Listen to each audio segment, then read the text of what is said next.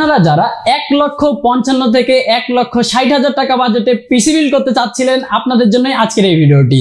আজকে আপনারা আমার পিছনে যে সিস্টেমটা দেখতে পাচ্ছেন এটার বাজেট ছিল 1,60,000 টাকা with graphics card and monitor. আপনারা যারা এরকম বাজেটে একটি গেমিং পিসি বিল্ড করতে চাচ্ছেন আপনারা আজকের এই ভিডিও থেকে আইডিয়া নিয়ে নিতে পারেন। আজকের বিল্ড ওনার হচ্ছেন ভাইয়া। ভাইয়া কেমন আছেন? আছি আলহামদুলিল্লাহ। আন্টি কেমন আছেন? জি আলহামদুলিল্লাহ ভালো আছি। তো ভাইয়া আপনার আসলে বিল্ড জার্নিটা শুনতে চাচ্ছিলাম যে আগে আপনার কি সিস্টেম ছিল, এই সিস্টেমে কেন আপগ্রেড করা, কি করবেন যদি বলতেন একটু। আগের পিসি তো ছিল একদম পটেটো পিসি, আলু বলা চলে পুরো ওইটাকে। হ্যাঁ, পেন্টিয়াম 4 থেকে একটা লং জাম্প দিছি আমি। হ্যাঁ, আমার আসলে আগের পিসি যেটা ছিল ওটা পেন্টিয়াম 4 এর ডুয়েল কোর সিপিইউ ছিল, সাথে মাদারবোর্ড তো বুঝতেই পারতেছেন একদম আদিকাল পুরানা। একটা সিস্টেম অন করে আমি এমনকি ঘুমাই যেতে পারতাম। আমি ঘুমাই গেলাম, আমার তো 3-4 ঘন্টা পর আমার পিসি অন হবে, তারপর সেটাই কাজ করব। বুঝতে পারছি। আর পিসি অন করতে যে এতবার গুতাইতে হইতো যেটা বলার বাইরে, ইভেন আম্মুও জানে যে কতবার গুতাইতে হয়। ও তারপরে আসলে এই আপগ্রেডটা একদম লং জাম্প দিছি পুরো। আচ্ছা, এই আপগ্রেডটা করার মেইন রিজনটা কি কাজ করবেন? আসলে আমি এইটা দিয়ে যেটা মেইন কাজ করব সেটা হচ্ছে মেইনলি হচ্ছে আমার গেমিং, যেটা আমার হবি, আর এটাকে আমি প্যাশনে বদলাইতে চাচ্ছি। বুঝতে পারছি। আমি ই স্পোর্টস প্লেয়ার না, বাট আমি কন্টেন্ট ক্রিয়েট করতে চাই আর গেমিং এর উপরে কন্টেন্ট ক্রিয়েট করতে চাচ্ছেন। ওই জন্য আজকে আসলে আন্টিকে নিয়ে আসা এখানে। তো আন্টি পিসিটা কে নিয়ে দিল? পিসিটা ওর আব্বু নিয়ে দিল, আমরা দুইজন মিলে নিয়ে দিলাম। বাচ্চার শখ ছিল যে 1-1.5 লাখ টাকার মধ্যে নিবে, যাকে ইনশাআল্লাহ আল্লাহ মনের আশা পূর্ণ করছে, নিয়ে দিয়েছি। আচ্ছা, তো ভালো লাগতেছে সবকিছু মিলে। ছেলের খুশিতে আপনি খুবই খুশি। তো ভিউয়ার্স, এই ছিল আজকের সিস্টেমটা। তো এখন আমি বেশি দেরি করব না, আপনাদেরকে দেখিয়ে দিব যে আজ সিস্টেমে কি কি কম্পোনেন্টস ইউজ করা হয়েছে। তো প্রথমে যদি প্রসেসর নিয়ে কথা বলা যায়, আজকে যে প্রসেসরটি এই সিস্টেমে রয়েছে এটা হচ্ছে AMD Ryzen 9 7900X এই প্রসেসরটি। 12 কোর 24 থ্রেডের এই প্রসেসরটি, এটি দিয়ে গেমিং করা যাবে, এডিটিং করা যাবে, হাই এন্ডের সকল কাজ করা যাবে। আর আজকের এই সিস্টেমটিতে এই প্রসেসরটির জন্য আমরা এখানে মাদারবোর্ড হিসেবে ইউজ করছি MSI B650 gaming plus wifi এই মাদারবোর্ডটি। এই মাদারবোর্ডটি মাইক্রো ATX একটি মাদারবোর্ড, 4টা র্যাম স্লট থাকছে, DDR5 এর 4টা র্যাম অ্যাড করতে পারবেন। আর এখানে আপনারা 2টা PCIe Gen 4 supported NVMe SSD লাগাতে পারবেন। আর এই মাদারবোর্ডটি কিন্তু ওয়াইফাই সাপোর্টেড একটি মাদারবোর্ড। আপনারা যদি দেখেন আজকের এই সিস্টেমটা, কেসিংটার জন্য কিন্তু লুকটা বেশ চমৎকার লাগছে। আজকে যে কেসিংটা ইউজ করা হয়েছে এটা হচ্ছে পিসি কুলারের একটি কেসিং। আর যদি আজকের বিল্ডের মেইন কম্পোনেন্ট নিয়ে কথা বলা যায় তাহলে আজকের এই সিস্টেমে ইউজ করা হয়েছে MSI GeForce RTX 3060 12GB এই গ্রাফিক্স কার্ডটি। যেহেতু ভাইয়া এখানে হাই এন্ড গেমিং করবে, 12GB এনাফ। 12GB দিয়ে কিন্তু সবগুলো কাজই করা যাবে। আর আমার মনে হয় না যে পরবর্তীতে এটা থেকে আপগ্রেড করারও দরকার আছে।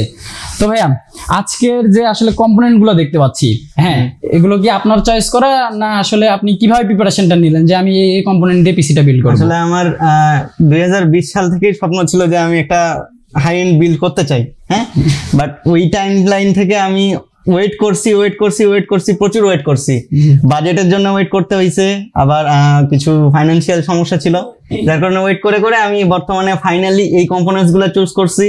আর চুজ করার আগে আমি সবাইকে যেটা রিকমেন্ড করবো সেটা হচ্ছে যে চুজ করার পর অবশ্যই তোমাদের যেসব দক্ষ ফ্রেন্ড সার্কেল আছে বা কোনো দক্ষ টেকনিশিয়ান গুলো আছে বা ইঞ্জিনিয়ার গুলো আছে, ওদেরকে দিয়ে আগে তোমার বিল্ড গুলো দেখাও যে এইটা আমি চয়েস করছি, এই জিনিসটা আমার এই কাজের জন্য পারফেক্ট হবে কিনা। যদি পারফেক্ট হয় তারপরে চয়েস করো। আমি আসলে এই বিলটা আমার কয়েকজন ফ্রেন্ডকে দেখাইছি, স্পেশালি আমার একজন ফ্রেন্ডকে দেখাইছিলাম, ক্লোজ ফ্রেন্ড, আমি তার নাম নিচ্ছি না। বাট ওকে দেখানোর পর ও কিছু সাজেস্ট করছে, এখানে কিছু চেঞ্জ করছে। যেমন আমার গ্রাফিক্স কার্ড অন্যটা নেওয়ার ইচ্ছা ছিল, বাট ও এখানে আমার জন্য একটা বেস্ট গ্রাফিক্স কার্ড সাজেস্ট করছে আর কি।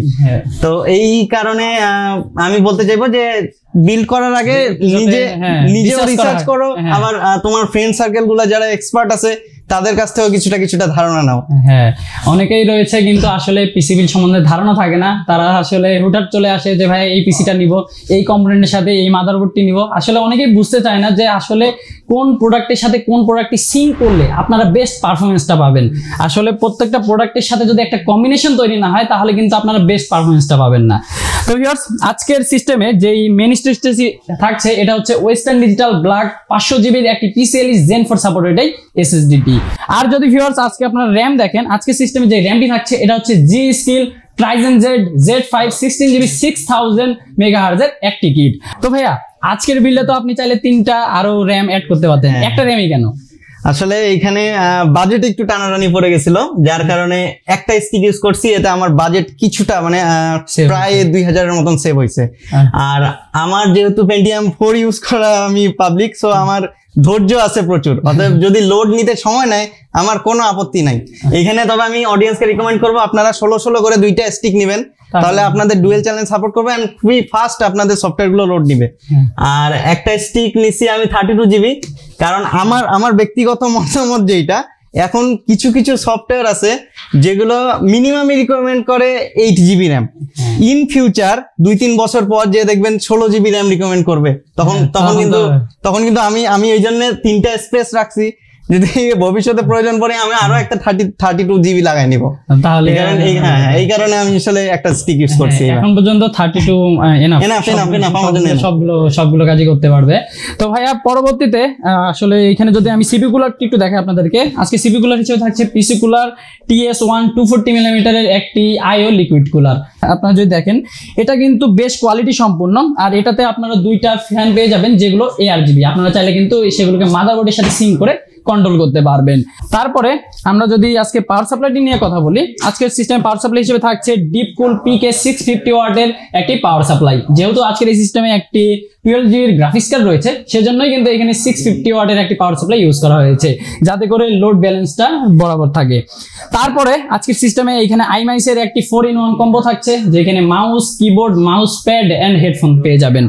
আর সর্বশেষে থাকছে মনিটরটি। আজকের এই সিস্টেমে যে মনিটরটি থাকছে এটা হচ্ছে Acer SA2 IPS প্যানেলের 100Hz রিফ্রেশ রেটের একটি মনিটর। যেহেতু ভাইয়া আজকের এই সিস্টেমটি দিয়ে গেমিং করবে, সেজন্য কিন্তু তিনি এখানে 100Hz রিফ্রেশ রেট সহ মনিটর নিয়েছেন, যাতে করে তিনি গেমিং এক্সপিরিয়েন্সটা ভালো পান। তো ভিউয়ার্স এই ছিল আজকে 1,60,000 টাকার বিল্ড। তো আমরা চলে এসেছি ভিডিওর একদমই শেষ পর্যায়ে। তো ভাইয়া শেষে আপনার মুখ থেকে আসলে আমাদের আসলে আপনার ইউজার এক্সপিরিয়েন্সটা শুনতে চাচ্ছিলাম, যে আমাদের কাছে আসার পরে আপনার ইউজার এক্সপিরিয়েন্সটা কেমন হয়েছে, প্লাস প্রাইসিংটা কেমন ছিল, যদি একটু বলতেন। প্রাইসিংটা আমি বলতে চাই যেটা আসলে অন্যদের সাথে কম্পেয়ার করলে আমি খুব কমের মধ্যে পাইছি। আর ভাইয়ারা অবশ্যই আশা করছি এই ভিডিওটা দেখে কেউ যদি বিল্ড করে সেম বিল্ড, আমি আশা করছি ভাইয়ারা আপনাদেরকে কিছু না কিছু ডিসকাউন্ট দেবে। ঠিক কি না?